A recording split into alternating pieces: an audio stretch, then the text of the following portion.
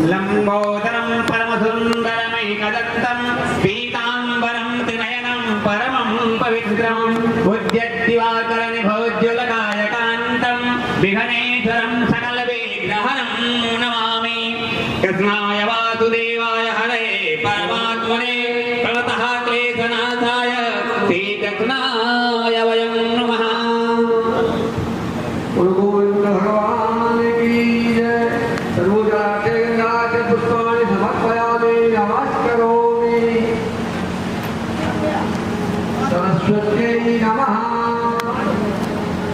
पुस्तकदेव्यै नमः।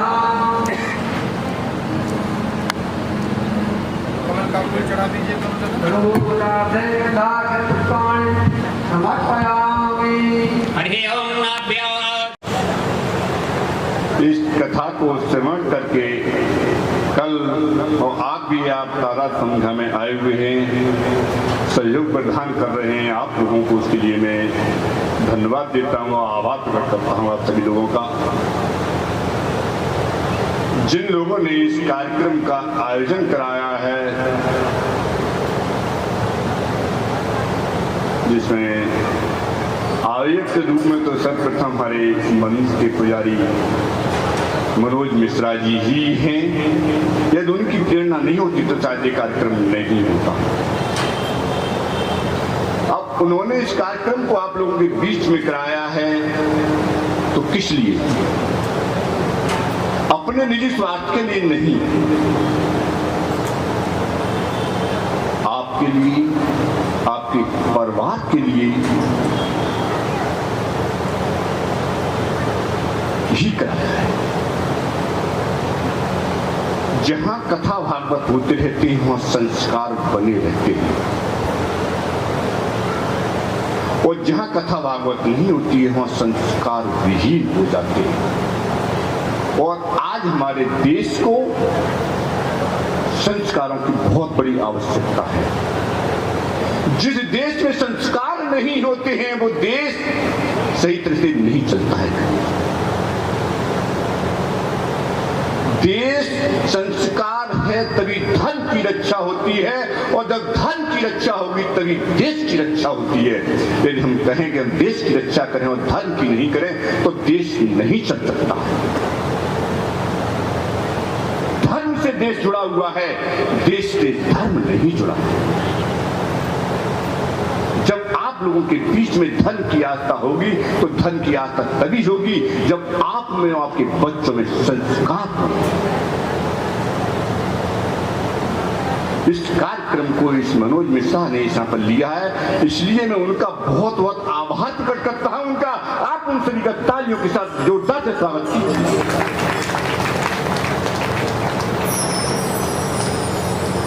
कहते हैं चौकीदार ब्राह्मण क्षेत्र का एक चौकीदार होता है कि इस गांव में कोई चौकीदार मंदिर भी बना होता है, मंदिर पुजारी या महात्मा होता है तो एक चौकीदार होता है। वो यह देखता है कि गांव में किसी तरह की कोई आपत्ति न आ जाए यहाँ पर, और हम उसको नीची दृष्टि से देखते हैं। ये बाबा पड़ा रहता है, लगता कुछ खाता है नहीं है, हम मेहनत करके लाते हैं, उससे हमारी जेब में से डाका डालता है। नहीं, डाका नहीं डालता है। वो जितना खाता है उससे ज्यादा आप लोगों की, आप क्षेत्र की, आपके गांव की रक्षा करता है।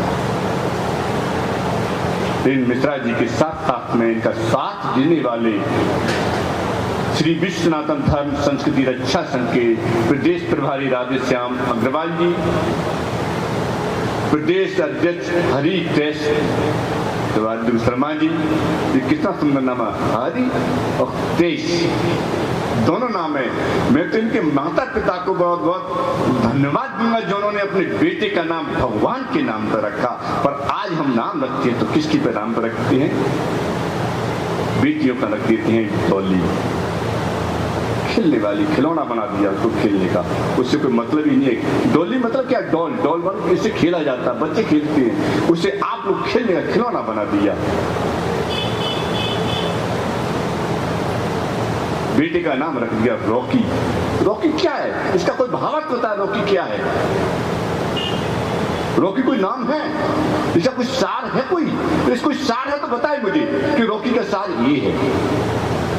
रेकी तो होती है, कहीं कुछ कार्यक्रम करना हो तो उनकी जानकारी पहले कर ली जाती है।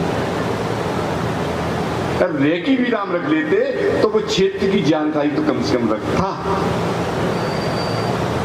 पहले जमाने में माता पिता अपने बेटों के नाम प्रभु के नाम पर रखते थे। वो इसलिए रखते थे कि बेटे का नाम हम लेंगे तो हमारे नाम उच्चारण से प्रभु का नाम होगा तो हमारा कल्याण होगा। आप डॉली, मोनी, सोनी, सोनी होती है एक झाड़ू लगाने वाली, उसका नाम रख दिया सोनी, उधर से झाड़ू निकाल दिया। क्या नाम है? पहले नाम रखते थे कौशल्या, सीता, जानकी, वैदेही, लक्ष्मणा। इस तरह के नाम रखिए, देवी के नाम पर रखिए, भगवान के नाम पर रखिए तो आपका कल्याण होगा। नाम रखते थे पहले रामदास, भगवान राम का दास, राम का दास बना दिया उसे स्टार्टिंग से ही, प्रारंभ से ही उसका नाम भगवान का रामदास रख दिया तो राम का दास राम का सेवक बना दिया। और जिसका नाम राम का सेवक हमने पहले से बना दिया तो राम का सेवक नहीं होगा क्या वो? इसलिए आप लोगों ने बड़ा परिवर्तन कर दिया। किस पर? पश्चिमी सभ्यता पर चले गए। और पश्चिमी सभ्यता का तो पतन है ही, वहां तो कुछ है ही नहीं। उन्होंने हमारी सभ्यता को ग्रहण कर लिया और आज वो आबाद होते चले जा रहे हैं और आज हम उनकी सभ्यता को ग्रहण कर रहे हैं, तुम नीचे गत में चलते चले जा रहे हैं। इसलिए मैं हरि कृष्ण के माता पिता को बार बार धन्यवाद दूंगा। इस तरह के जिन्होंने भी नाम रखे हैं उन माता पिता को बहुत बहुत धन्यवाद दूंगा। और राधे श्याम, देखिए आप भी बोल कहते हैं राधे श्याम, इनकी माता पिता को भी धन्यवाद होगा जिन्होंने मारने का नाम रखा राधे और श्याम दोनों को मिला दिया देखिए के साथ में। तो आज भी आप लोगों को भगवान के नाम से मिलाने के लिए इन्होंने बुरा उठा लिया है कि सभी लोग मेरा नाम माता पिता ने रखा भगवान के नाम से मिला करके, तो आप भी भगवान के नाम से मिल जाइए, जुड़ जाइए। आप दो हो तो एक हो जाइए। कथा कल कहाँ चल रही थी? मैं भूल गया हूं कथा की तरफ जाने के लिए। परिषद जी आप यहां बैठा करें, वहां नहीं, आप हमारे सामने यहां बैठे हैं। बिल्कुल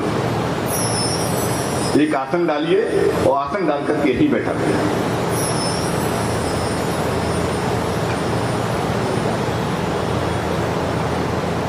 और हम आपसे पूछेंगे, हम कथा आप माध्यम से, आपके माध्यम सुन तो सब रहे हैं पर मुख्य रूप से आप हैं यहाँ पर। कल कथा कहाँ चल रही थी आपको मालूम होगा माता जी?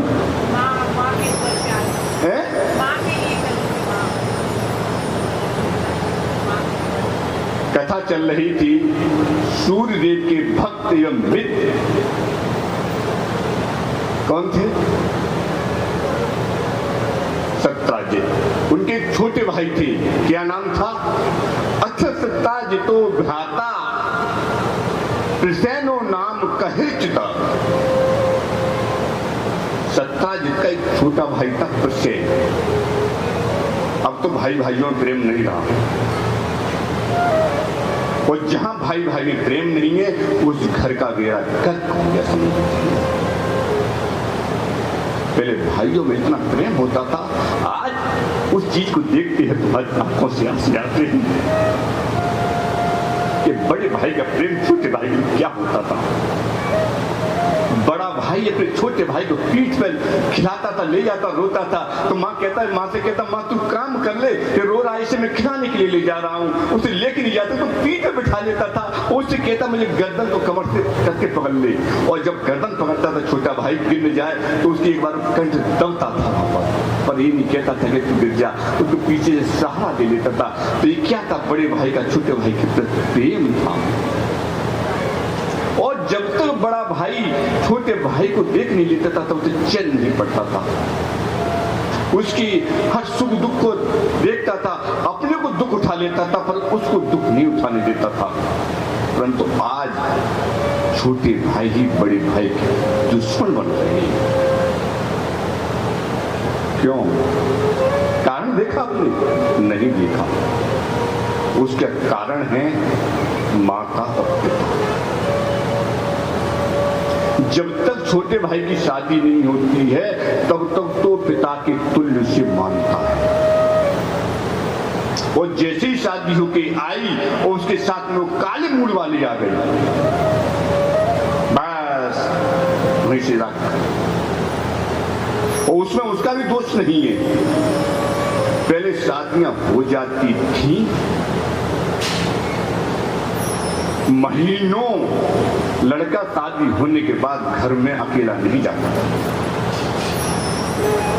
जैसे व्यवस्था होती थी टूटे फूटे मकानों में ऐसी होती थी, परंतु आज तो शादी होके आज की बात में है जैसे तय होती है, उससे पहले ही उसके लिए कमरा अलग बना दिया जाता है कि बेटा एक तेरा कमरा है।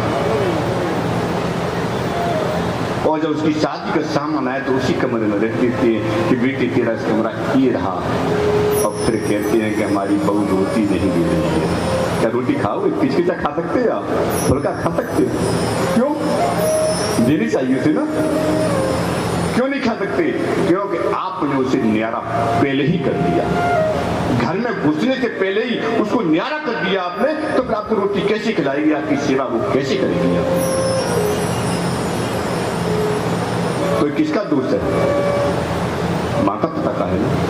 दूसरा दोष माता पिता का उनका भी है जिनकी बेटी आई हुई है। शादी होकर लड़कियां आ जाती थी, महीनों सूचना नहीं मिलती थी कहां कैसे रहेंगी, परंतु आज तो ये चल गया है यंत्र। घर से विदा हुई, गांव से बाहर नहीं निकल पाती है शहर से, तब तक बहन या भौजा या माई कॉल कर देती है कि बेटी कहां पहुंच गई। अभी बताइए, वो गाड़ी के अंदर बैठी हुई है, उसके कुछ पूर्वज टाइप के बैठे हुए हैं पति के, तो उनके सामने क्या बोल सकती है? हम कहाँ बैठे हैं, कहाँ पहुंचे, क्या देख सकती है वो? अपने माता पिताओं को अपनी बेटियों का घर सुरक्षित रखना है तो शादी के बाद कभी फोन नहीं करना है। यदि आप फोन करेंगे तो आपकी बेटी बिगड़ेगी, घर को नहीं चलाएगी। घर पहुंच गई बेटी, रास्ते में कुछ लंच दिया आपको?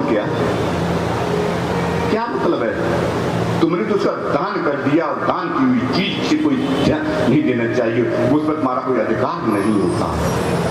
जिसका दान कर देते हैं उस पर दानदाता का कोई अधिकार नहीं होता, उस पर अधिकार होता है दान लेने वाले का।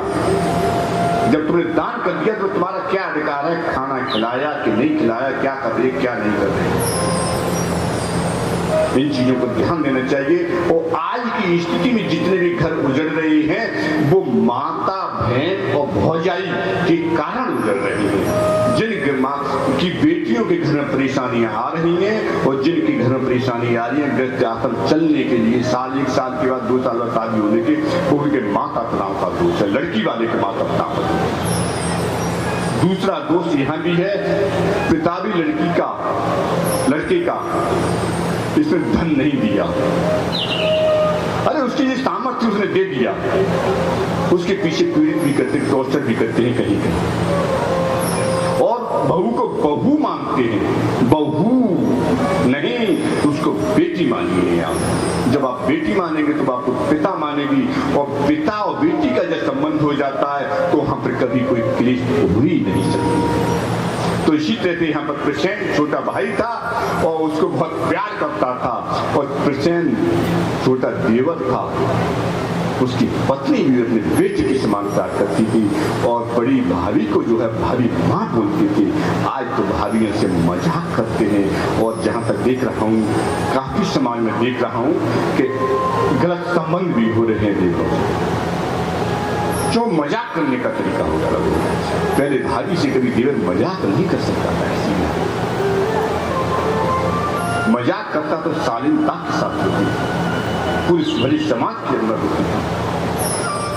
तो छोटे भाई प्रसेन था, सत्याजित किसी कारणवश अपने राज्य से बाहर चले जाते हैं। मणि रखी हुई थी, प्रसेन ने देखा कि भैया जिस दिन मणि को पहन के आ रहे थे तो कितने सुंदर लग रहे थे, इस मणि को मैं भी धारण कर सकता हूं। उन्होंने उस मणि को उठाया, गले में धारण कर लिया। बाल स्वभाव था, बस का तेज इतना था, उस मणि को धारण करते ही उसकी गति बदली। यदि आप दुष्टों के संग में रहेंगे कुछ दिन, तो कुछ दिन तो उसको झेल लोगे, पर बाद में धीरे धीरे आप भी दुष्ट ही हो जाओगे। ये संतों के साथ में रहोगे तो आपकी बुद्धि भी संतों जैसी ही हो जाएगी, क्योंकि उनका तेज आदान प्रदान होता है, तेज ग्रहण करना चाहिए। तो मणि का तेज था, मणि का तेज ग्रहण सहन नहीं कर पाया, उसकी गति बदल गई। उसने बोला कि भैया भी घोड़े पे सवार होकर के आए थे और यहाँ से पैदल आए थे, चलो मैं निकलता हूँ, लोग देखेंगे तो मुझे कितना सम्मान देते हैं। बात सवाल था। कृष्ण निकला और घोड़े की तरफ आता है और अस्तबलों वालों से कहता है, घोड़े संभालने वालों से, कि इसमें से एक घोड़ा लेके आइए। उन्होंने कहा कि राजकुमार बहुत सुंदर लग रहे हैं मणि को पहन करके, तो इतने सुंदर जैसा रूप है उसी तरह का इनको घोड़ा भी होना चाहिए। सिंधु देश अपने राज्य का था, अब तो पाकिस्तान में पहुंच गया है। वहां के घोड़े बहुत निपुण होते थे, चलने में भी बहुत निपुण। कहने का मतलब अपने सवार को जो बैठा हुआ उसे किसी तरह की परेशानी नहीं होने देते थे, उसकी मन की स्थिति को भांप लेते थे, उसी आधार पर चलते थे। उस घोड़े पर निकाला और बैठ गए, परंतु मणि का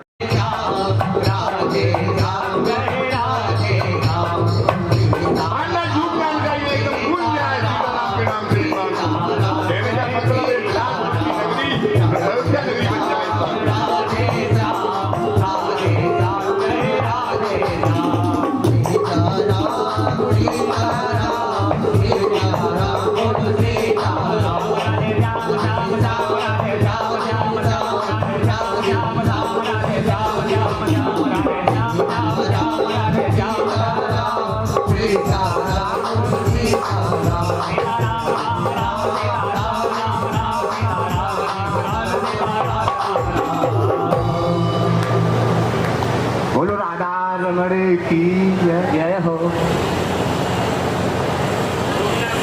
हेलो हेलो,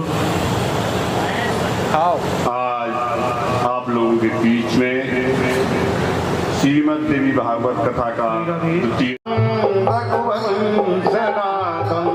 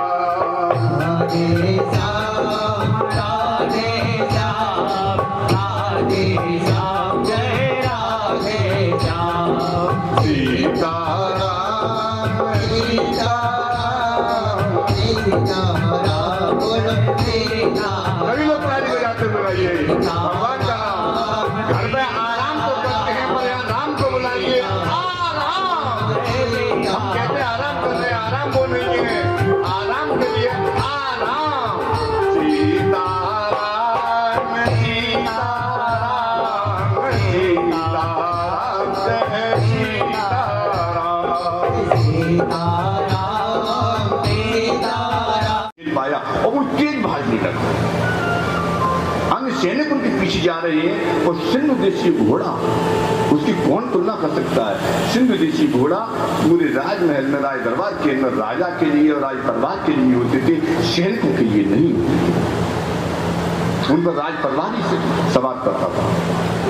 सैनिक पीछे रह जाते हैं, कृष्ण बहुत आगे निकल गए, घोड़ा बहुत तेज चल रहा है, अपने राज्य की सीमा को भी त्याग दिया, बहुत घने जंगल में पहुंच जाता है। आज के राजा तो फिर अपना पेट भरने के लिए हो गए हैं, जनता जाए पहाड़ में, हमारी कोठी बने, चार यहाँ बने वहां बने, इतना करोड़ों का पैसा हो, हमारी जनता की कोई आवश्यकता नहीं है। परंतु उस समय राजा अपना खुद दुख उठाता था, प्रजा को दुख में नहीं रहने देता था। जंगलों का राजा कौन होता है? शेर होता है ना। जंगल का राजा शेर भी अपने जंगल की जितनी प्रजा होती है, कौन होती है, जानवर ही होते हैं, उनकी रक्षा के लिए तत्पर रहता था। उसने देखा ये कोई जानवर नहीं आ रहा, कोई मनुष्य आ रहा है और इस जंगल में आग लगाएगा। क्यों? तो मणि इतनी चमक रही थी, वो आग की गोला निकल रहा था। इस जंगल में आग लगाएगा और आग लगने से हमारे जो वासी हैं, हमारी जनता है हमारी, वो तो जल जाएगी, जंगल जल जाएगा। हम कहाँ जाएंगे? कुछ भाग भी जाएंगे निकल के, तो कितने भागेंगे और फिर कहाँ रहेंगे? उसने बोला कि आग नहीं लगने दूंगा अपने जंगल में मैं। एक नीचे पहाड़ के टीले पे चढ़ जाता है, बोले निकल के तो दर्द ही जाएगा, तो यही रास्ता है जंगल में घुसने का। चढ़ गया और जैसे ही कृष्ण घोड़े पे सवार चलता चला जा रहा था, शेर ने छलांग लगाई और छलांग लगाते ही कृष्ण को घोड़े से नीचे गिरा दिया और उसका वध कर दिया। अब देखिए आज के मित्र कैसे होते हैं, सेवक कैसे होते हैं। यदि आप अपने साथ गनर भी लेके चलेंगे ना और गोली चलाने लग जाए तो वो उसके भाग जाएंगे, तुम मत हम निकले इधर। जबकि आपने किस लिए रखा उसे? अपनी सुरक्षा के लिए। परंतु घोड़े ने कहा कि मेरा स्वामी शेर मार रहा है, तो तुरंत ही सतर्क हुआ और अपने पैरों की टापों से शेर को मारने लगा। कभी आगे की पैरों से, कभी पीछे की पैरों से धरती मार मार के शेर को घायल कर दिया। तब तक तो कृष्ण को शेर ने मार दिया। शेर ने कृष्ण को मार दिया। अब कृष्ण मर गया और घोड़ा उस पर आक्रमण कर रहा है, तो अपने बचाव के लिए शेर ने घोड़े पर भी आक्रमण किया और घोड़े को भी मार दिया।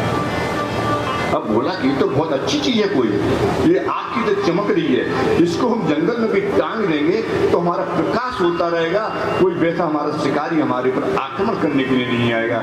जैसे आप अपने घरों के सामने रात को लाइट जला देती हैं तो चोर वाला कोई आए तो दिख जाएगा हमको, तो उस विचार से उसने उस मणि को लेके वो चलने लगता है। दोनों को मार दिया। शेर आगे को बढ़ता है तो बढ़ते बढ़ते एक गुफा पड़ती है। उस गुफा में कौन रहते थे? जामवंत। तो मणि का प्रकाश गुफा के अंदर गया तो जामवंत ने देखा कि कोई यहाँ पर मनुष्य आ गया है और खोज कर रहा है, हम लोगों को जरूर मारेगा। तो वहां से निकल जैसे शेर से बाहर निकलने को हुआ, जामवंत जी आते हैं, वो तो शेर है, इस शेर पे कैसा चमकीली मणि टाइप का यंत्र क्या है? जामवंत जी शेर को ललकारा और शेर कहीं गर्जना सुनता है किसी की? कभी नहीं। शेर में जामवंत जी में युद्ध हुआ और जामवंत जी से कोई विजय बोल नहीं सकता है। युद्ध हुआ, जामवंत जी ने शेर को मार दिया। शेर को मारने के पश्चात मणि को लेकर के अपनी गुफा के अंदर चले जाते हैं। इधर क्या होता है? द्वारका में तो उस दुष्ट व्यक्ति ने लेकर चर्चा चला दी थी कि भगवान कृष्ण कन्हैया जो है मणि को लेना चाहता है, मारना चाहता है, और देखो आज उसने कृष्ण को मार दिया और मणि छीन ली। अब ये चर्चा रुकती तो है नहीं। जो भगवान कृष्ण कन्हैया के चहेते थे उन्होंने जाकर के द्वारका के अंदर महल में कहा कैसे चर्चा चल रही है और कहना प्रतिबंध लग गया है कि मणि मार कर ले ली उसने। भगवान कृष्ण को दुख हुआ, बसदेव देवकी को भी दुख हुआ कि एक कैसी क्यों किया कन्हैया ने, इसके पास क्या कमी थी जो उसको मार करके मणि लेनी चाहिए थी। उनके विचार में यह आ गया कि हाँ उस तक न कर दिया तो कन्हैया नटखट थे, पर एक मन से सोच रहे थे बार बार कि कन्हैया कभी कर नहीं सकता है। दुविधा पड़ गई। कन्हैया ने अपने माता पिता को, नाना को देखा कि बहुत दुविधा पड़े हुए और मेरे कारण, पुत्र के कारण पिता दुविधा में हो, वो पुत्र नहीं होता है, वो पुत्र कहलाने के योग्य नहीं होता है।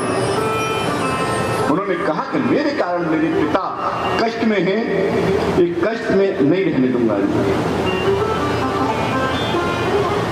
कष्ट में नहीं रहने दूंगा और इस कलंक को मैं मिटाऊंगा। तो कलंक बेमतलब का लगा, मैंने किया ही नहीं है। उन्होंने कहा कि पिताजी मुझे आज्ञा दीजिए, ये कलंक मेरे पास लग रहा है, इस कलंक को मिटा करके रहूंगा मैं। तो बोले तुम कैसे मिटाओगे? कि मेरे को छोड़िए।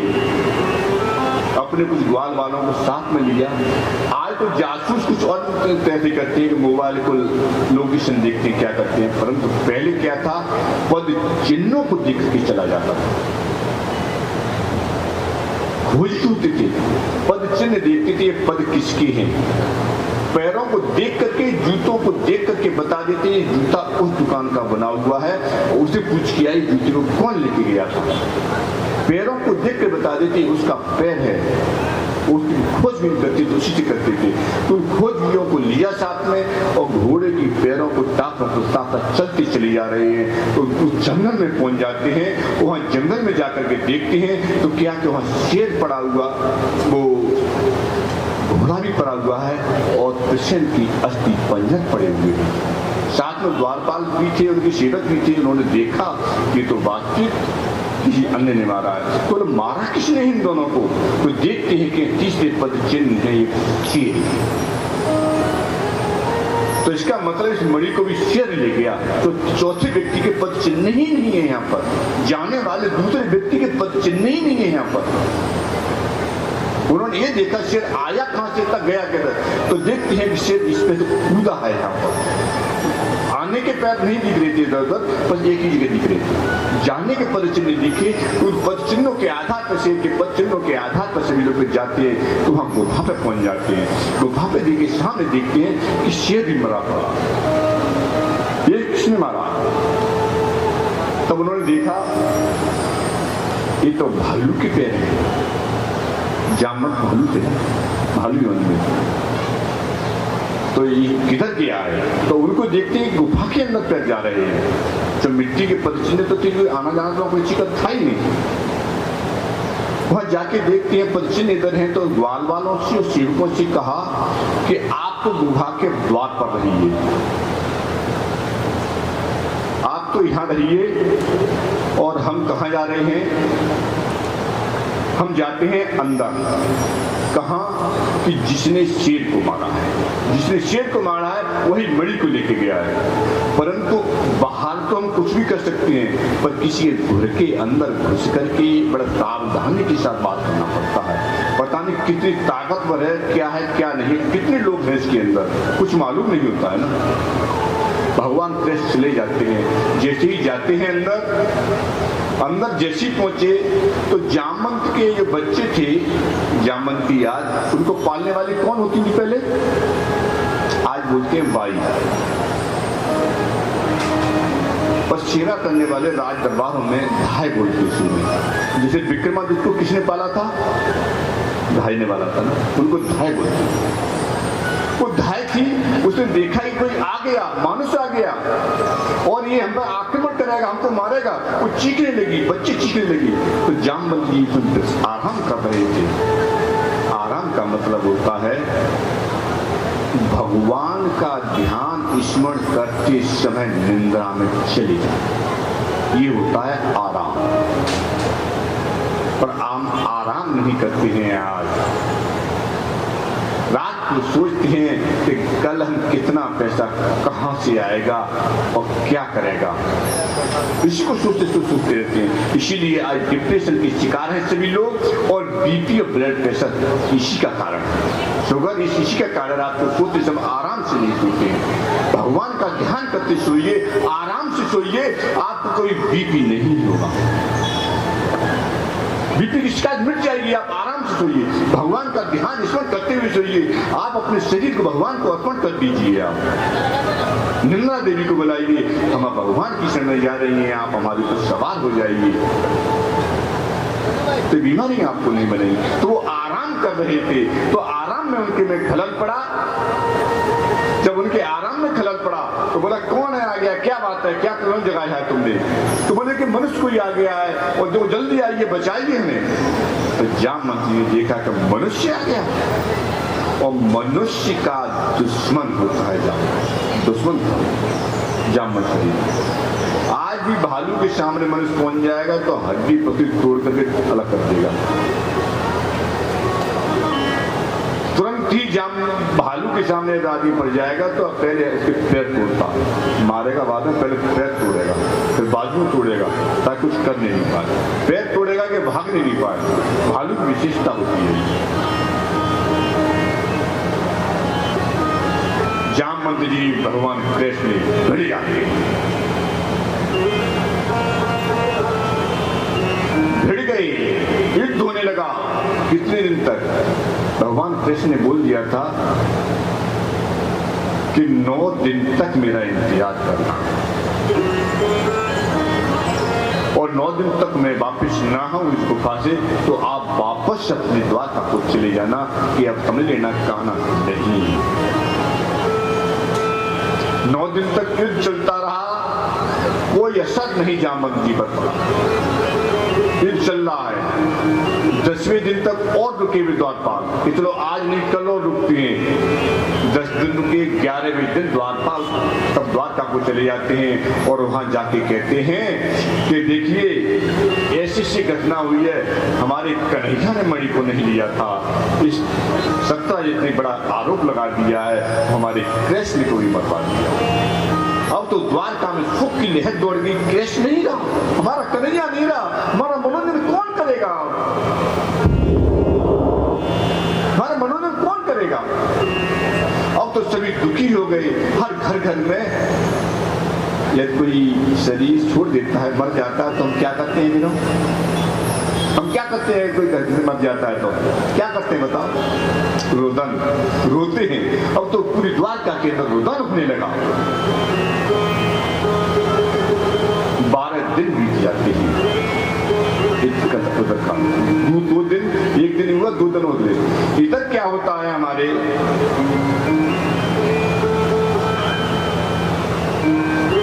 ब्रह्मलोक में जाने के लिए नारद जी की इच्छा हुई। ब्रह्मा जी से मिलके आते हैं पहले, उसके बाद भगवान कृष्ण से मिलेंगे, भगवान से मिलेंगे। तो नारद जी के हाथ में क्या होता था और क्या लेके चलते थे, भगवान जी के, नारद जी के नाम से मुंह से भी और शब्द निकलता ही नहीं था। उनके एक हाथ में वीणा, एक हाथ में खड़ताल होती थी और कैसे चलते थे, श्रीमन नारायण नारायण नारायण,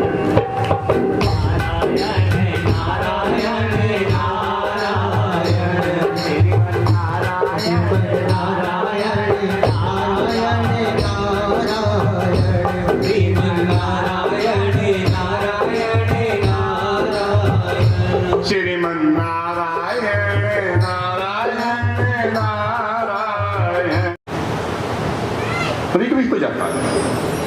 परंतु ब्राह्मण साथी वह बात नहीं करते हैं, परंतु यजमान तो कहता है पंडित जी कर रहे हैं, सफल होगा, हम अब चाहे कुछ भी करें। उस नियम का पालन नहीं करते हैं और जब तक नियम का पालन नहीं होगा तब तक कोई भी अनुष्ठान सफल नहीं हो सकता। अनुष्ठान के अंदर नियम बहुत महत्वपूर्ण था। उस समय आश्विन मास आने वाला था, जो वह नवरात्रि आने वाले हैं, वार वाले 2 दिन ही शेष थे, पितृपक्ष चल रहा था। नारद जी ने कहा नवरात्रि विधि कीजिए, नवरात्रि आने वाले हैं 2 दिन, एक शाला बनवाइए। राजा के क्या कमी, एक शाला तो बनी होती है, तुम साफ कराया, व्यवस्था बना दी, तुम एक दिन में सामग्री इकट्ठी हो गई। अमावस्या के दूसरे दिन ही, अमावस्या वाले दिन संकल्प ले लिया, छोड़ कर मार जो पहले करा लिए सब, और जाकर के अभी बोली सच्चे दरबार की। अभी भोले शंकर को माँ ने आशीर्वाद दिया, वही कहते हैं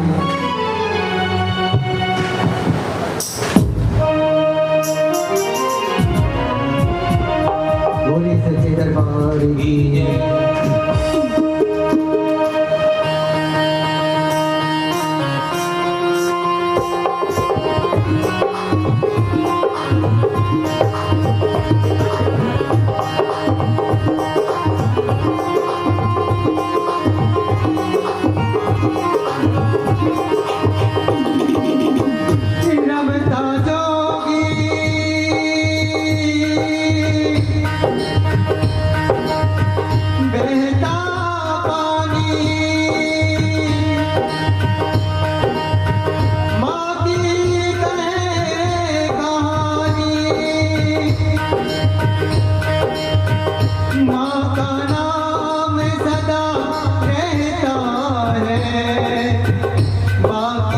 सब कुछ पानी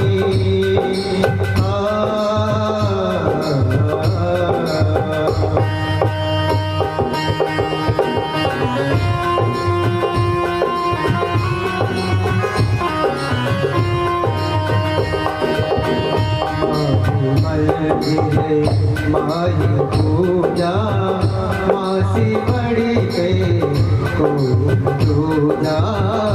माही मंदिर माही पूजा माँ से बड़े के कोई न दूजा। आवाज खोलो थोड़ी सी।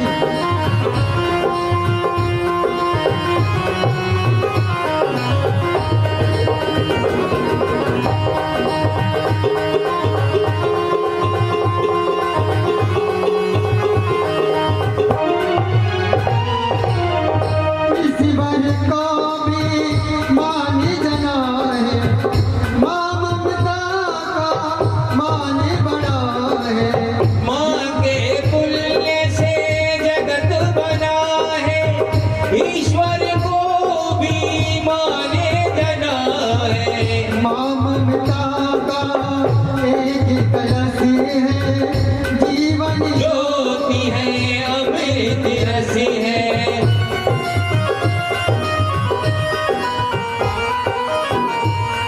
अम्बर और ये धरती माँ की तुलना हो नहीं सकती।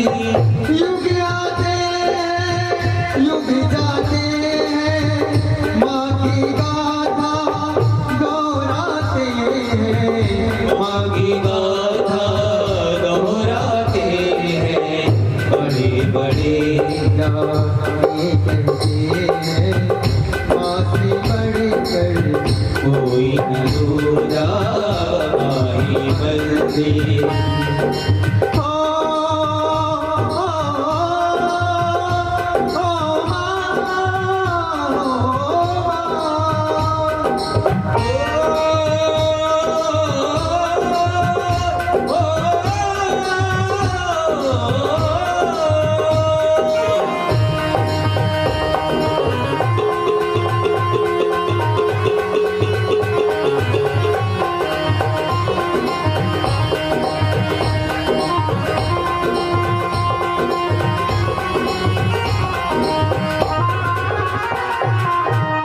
जिसके सर पे हाथ हो माँ का, उसका पालना होवे माँ का। माँ में कृष्णा छुपी हुई है, जिन्हें वृचिका छुपी हुई है।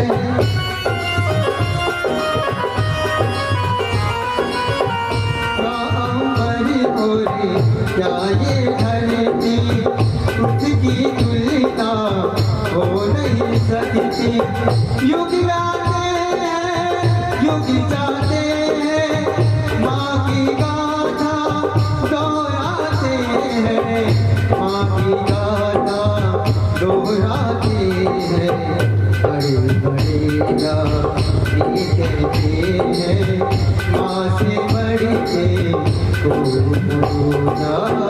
माही मंदिर माही पूजा माँ से बड़े के कोई न दूजा।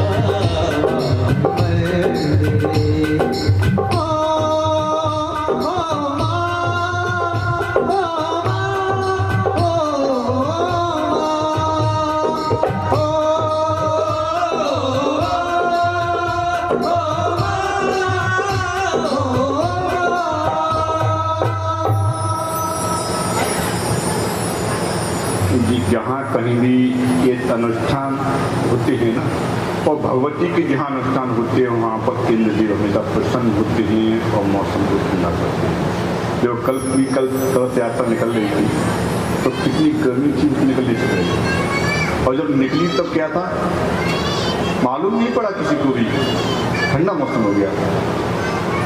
परंतु आप लोग समझते हैं कि गर्मी में हम न जाएं, और देखो आप भी यदि पांडाल में आके बैठे उसके बाद मौसम कितना ठंडा हो गया था। इसलिए आप लोगों से विलम्ब होने के कारण हम भी विलम्ब हुए। घर में एसी में तो बहुत बैठे रहते हैं, यदि एक दिन एसी खराब हो जाएगी तो क्या हाल होगा तुम्हारा। इसी को तो त्याग है, इस पांडाल में जल्दी आना चाहिए।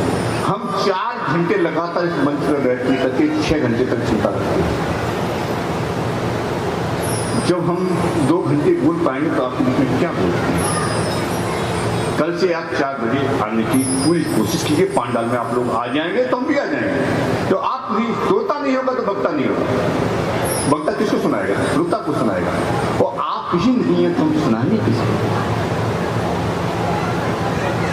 तो कल समय से आए कल। तो अब कथा कहाँ चल रही है? नारद जी से कौन कह रहे थे? वसुदेव जी। तो वसुदेव जी से नारद जी क्या कहते हैं? नारदो ने पूछा है, नारदो अनामायम पृष्ठवा वसुदेवम महामथिम प्रपच्च यदु श्रेष्ठ किम चिंतयसि तद पद। हे वसुदेव, आप क्यों चिंतित हैं? क्या कारण है? अब मैं आपके सामने आता। गुरु नारद आ तो गए, और जिसके सर पर गुरु का हाथ होता है उसका कभी कोई कुछ बिगाड़ नहीं सकता संसार के अंदर। और जिसके सिर से गुरु का हाथ हट गया उसका कोई कुछ बना नहीं सकता। गुरु का महत्व बहुत बड़ा होता है। गुरु की दृष्टि आपके ऊपर है तो कोई भी दुनिया की ताकत आपका बाल बांका नहीं कर सकती है। और जिस दिन गुरु की दृष्टि आपकी है थी, आप सुरक्षित नहीं कर सकते। तो नारद जी ने ही कहा, आप चिंता क्यों कर रहे हैं? मैं हूं तो सी, कारण बताइए क्या है? आप पूर्ण विधि विधान के साथ भगवती का जहां अनुष्ठान उठाया जाता है, नवरात्रि विधि के साथ 9 दिन का पूर्ण विश्वास के साथ उस मंच की मैं कह रहा हूं वो कार्य सफल कभी मिट नहीं सकता, हट नहीं सकता। कितना भी कड़ा कार्य क्यों हो, जिस किसी भी उद्देश्य से आप कीजिए, नवरात्रि विधि की पालना से कीजिए, 9वें दिन तिथि को अनुष्ठान का पूर्ण आहुति होने के बाद ब्राह्मण भोजन करेंगे, तब तक आपका कार्य सिद्ध हो जाएगा। इसमें कोई संशय नहीं है। इस व्यास जी के महाराज है अन्य काम क्या पुत्र प्राप्ति के लिए इसके पुत्र नहीं होता है। उस अवस्था में है माता देवी भागवत की 5 वृत्तियां कर ली, उसके पुत्र हो जाए। 5 वृत्तियां तो करनी पड़ेगी। 5 बार देवी भागवत को आपको सुनना पड़ेगा। इस तरह से तो एक बार और 4 बार अपने घर में मूल पाठ करा लीजिए। जिसके पुत्र नहीं होता उसके पुत्र हो जाएंगे। तो रोक नहीं सकता है, पर कराना मैं क्या कर रहा हूँ? मैं हारा क्यों नहीं? मुझसे मनुष्य इतने दिन तक जीत लड़ता रहा। किसी दुनिया से सृष्टि के अंदर किसी मनुष्य की क्षमता नहीं है कि मुझसे एक पल भी उठ कर जाए। वो आज 27 दिन हो गए, मुझे इतना समय हो गया, मैं थक रहा हूं और ये बलवान व्यक्ति थक नहीं रहा है। कारण क्या है? भगवती के अनुष्ठान की पूरा दिया। कथा के महात्म को विस्तार से सुनाने की जो क्षमता मुझ में नहीं है। मुझ में ही क्या, किसी में भी नहीं है सृष्टि में कि भगवती की गुणगान को विस्तार से कोई समझा सके। संक्षेप में तो मैं आपको समझा सकता हूँ, क्यों उतना ही समझा सकता हूँ जितना मुझसे आता है। अब मुझसे आता ही नहीं है, मेरे पास है ही नहीं, तो मैं आपको कैसे दे सकता हूँ किसी चीज को? मैं दूंगा तो आपको वही चीज जो मेरे पास होगी, तो उतना ही आपको समझा सकता हूँ। उतना ही मैं समझा सकता हूं आपको। मैं धन का मतलब मेरा ये नहीं है कि आप अपने घर को मकान को बेच करके उसमें रखें। आपके पास है करना चाहिए। शास्त्रों में भी वर्णित है कि गृहस्थ को अपनी कमाई का दशांश दान करना चाहिए। बान प्रस्तधारी संतों को भी है, उनको अपने बाद जो भी आ रहा है उसमें 50% करना चाहिए। और सन्यासियों के लिए है 90% दान कर दो, 10% से अपने शरीर का गुजारा कर दीजिए। वो अवधूतों के लिए तो कुछ है ही नहीं। उनको अवधूत है, उनको मतलब ही नहीं है संचय करने से, और वो करते भी नहीं। उनको तो अवधूतों के लिए तो खिला दिया तो खा लिया, नहीं खिलाया तो नहीं खाया, पानी पिला दिया तो पी लिया, नहीं पिया तो नहीं पिया। तो उनके लिए कुछ है ही नहीं दान करने के लिए। गृहस्थों के लिए सबसे कम इसलिए है कि अपने परिवार का भी पालन पोषण करना है, रिश्तेदारी संबंध भी देखने, लड़कियों की विवाह शादी भी करनी है, तो 10% ही उनके लिए दिया गया। और यदि आप 10% नहीं देंगे तो आपको शुगर होगा, बीपी होगा, ब्लड प्रेशर की बीमारियां होंगी, अपने बच्चों को बीमारी होगी। क्योंकि आज आप किसी दूध खूह से पैसा लेके आते हैं, यदि आप नहीं देते हैं तो किसी न किसी तरीके से आपको डंडा डाल के गुंडे लगाकर गुंडों को पैसे लेकर के आपसे ले लेगा और ब्याज सहित वसूल लेगा। यदि आपके पास भगवान का जो कर्ज है अपने प्रेम से दे दीजिए उनका, तो आपके, और मैं आपको बता रहा हूं, जो आदमी अपनी कमाई का ईमानदारी से 10% निकाल लेता है उसके घर में बीमारी नहीं आएगी, कभी बीमारी नहीं आएगी। और नहीं है तो करके देख लीजिए, 1 महीने करके देखिए, 1 महीने के बाद आपको घर सामने आ जाएगा। 1 साल बाद कर लीजिए, आपके घर में बीमारी दूर भाग जाएगी। एक भगवान आपको एक दूसरे गुंडे लगाते हैं डॉक्टर, एक डॉक्टर गुंडे हैं भगवान के। आप ऐसे नहीं देंगे, ऐसे तो पैसा देंगे हमको, तो उससे आपको पैसा क्यों लेते हैं? इसलिए आप लोगों को ऐसी अनुष्ठान कार्यों में जो भी कमाई है आप नहीं दे सकते, दिख रहा है आवश्यकता वहां दीजिए। मैं नहीं कहूँगा इसमें दे दीजिए, जहां आवश्यकता हो वहां दीजिए, पर ऐसे कार्यों में बढ़ चढ़कर भाग लेना चाहिए और दशांश निकालना चाहिए।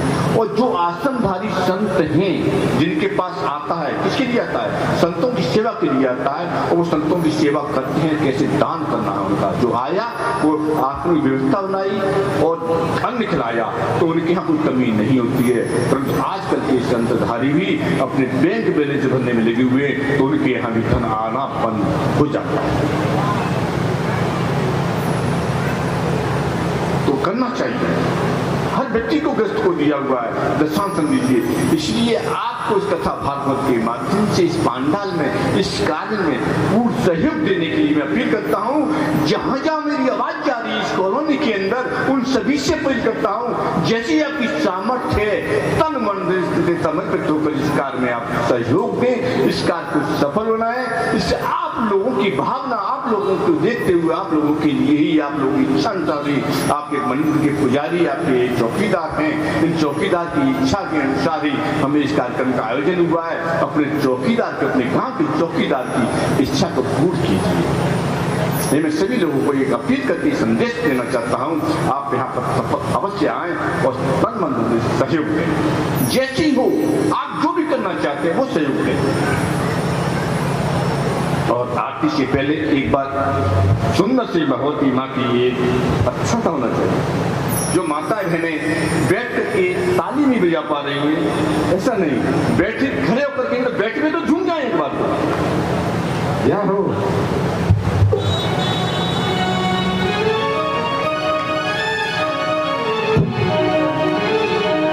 एकदम मन मुग्ध हो जाए, भगवती के भजन में लीन हो जाए, इस तरह का भजन होना चाहिए।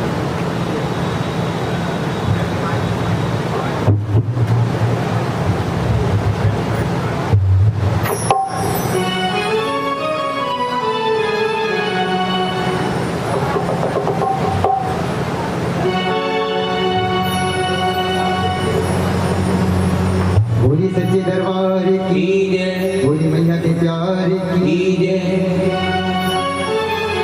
और ओढ़ चुनरिया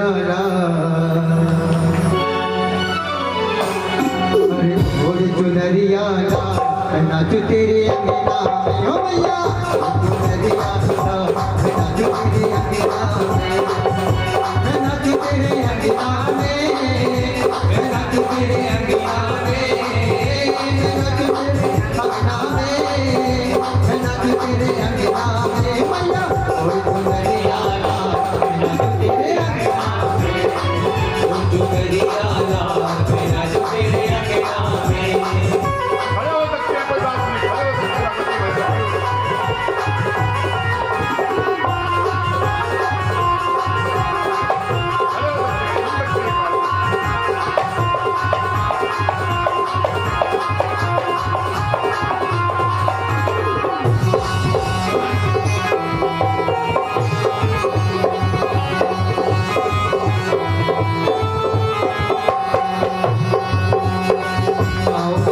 अपने बांध के घुंघरू मैं अपने बांध के घुंघरू अब बहन के नाम को सिमरू मेरे बांध के घुंघरू आओ मैं अपने बांध के घुंघरू मैं अपने बांध के घुंघरू पाओ मैं अपने बांध के घुंघरू पाओ मैं अपने बांध के घुंघरू आजो बहन के नाम को सिमरू आगो बहन तेरे नाम को सिमरू और बजाओ घंटा जय हो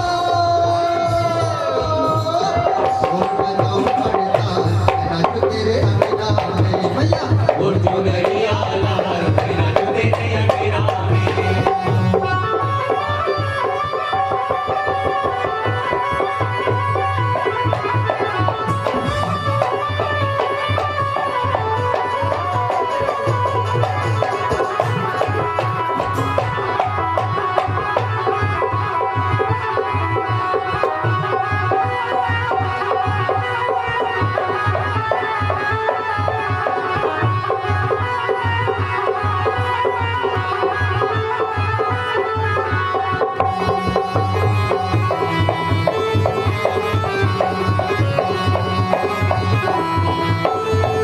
लाल लाल चुनरी लाल लाल चोला लाल लाल चुनरी लाल लाल चोला रूप बड़ा है मकान मोला बना है माता निराला लाल लाल चुनरी लाल लाल चोला चुनरी लाल लाल चोला रूप बड़ा है मकान मोला बना है माता निराला लाल लाल चुनरी लाल लाल चोला चुनरी लाल लाल चोला रूप बड़ा मकान मोला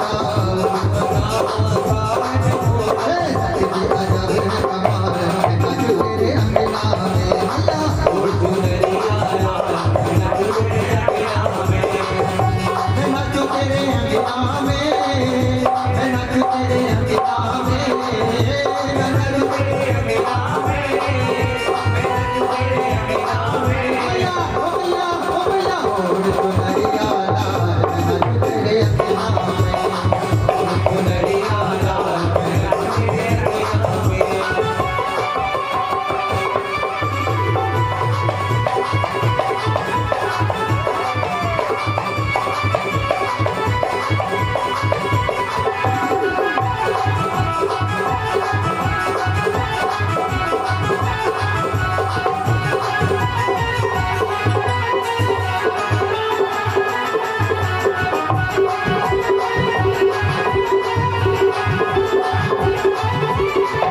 तेरे मोहे कुछ ना भावे गोरे कुछ ना भावे अब मन मेरा चैन न पावे पर मेरा चैन न पावे बिन तेरे मोहे कुछ नहीं भावे तेरे मोहे कुछ नहीं पावे क्या बोल मन मेरा चैन न पावे क्या बोल मन मेरा चैन न पावे तेरे मोहे कुछ ना भावे तेरे मोहे कुछ ना पावे क्या बोल मन मेरा चैन न पावे क्या बोल मन मेरा चैन न पावे करते पूरा सवाल नाच तेरे अंगना में भैया जो दरिया लाल मेरा जो तेरे अंगना में मैं नाच तेरे अंगना में मैं नाच तेरे अंगना में मेरा जो तेरे अंगना में मेरा जो तेरे अंगना में और जो नरिया लाल मैं नाच तेरे अंगना में और जो दरिया लाल मेरा जो तेरे अंगना में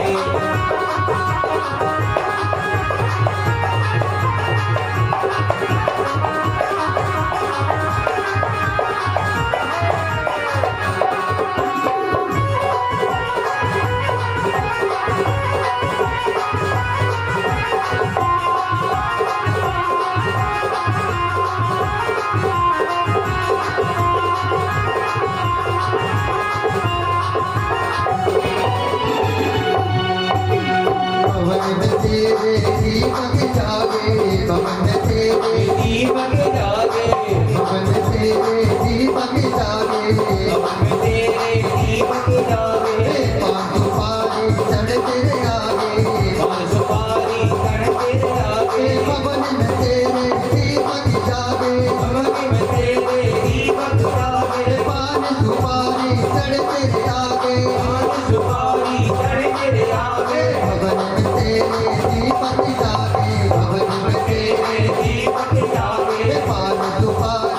तेरे आगे आओ दोबारा हर साल आओ दोबारा हर साल मैं तेरे अंगना में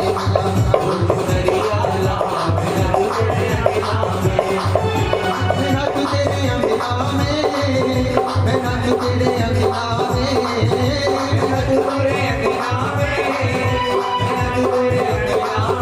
या हो जो नरिया लाल मैं नाच तेरे अंगना में जो नरिया लाल मैं नाच तेरे अंगना में हो जो नरिया लाल मैं नाच तेरे अंगना में हो जो नरिया लाल मैं नाच तेरे अंगना में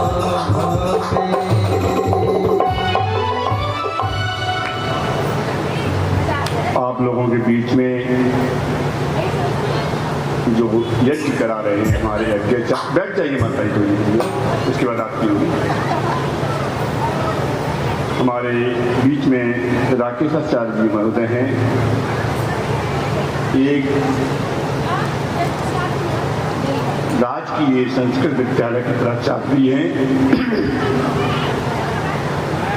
बहुत विद्वान कोटि के आचार्य हैं।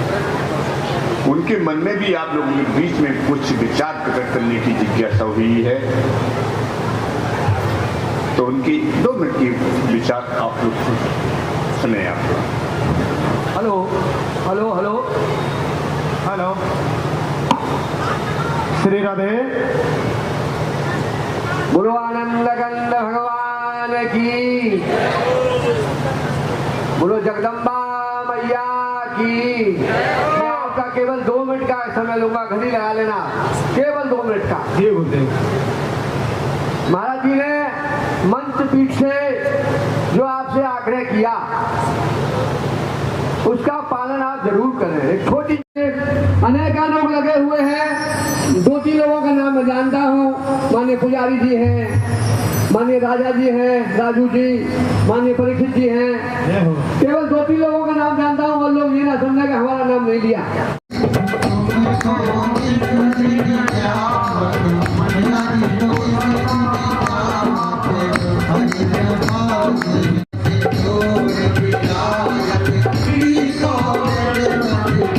मैया की को मृग मद को उज्जवल से दो नैना उज्जवल से दो नैना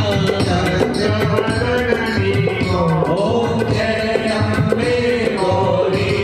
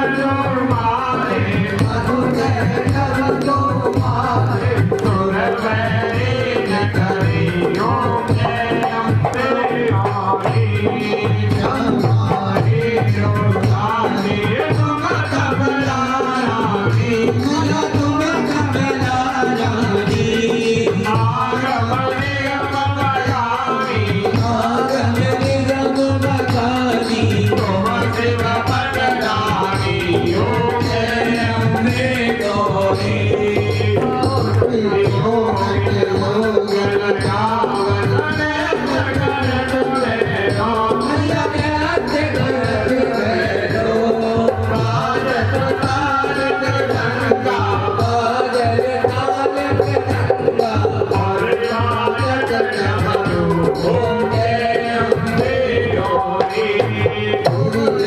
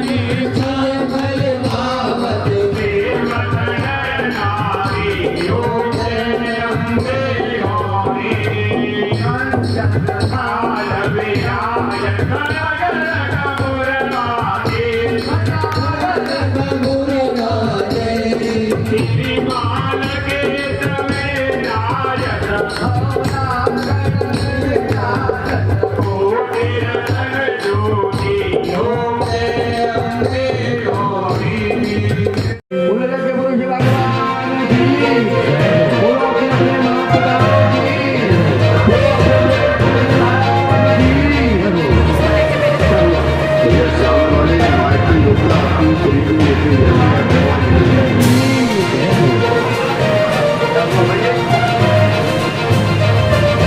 सभी ब्रह्मासी में का रोल है और अजय सिंह जो है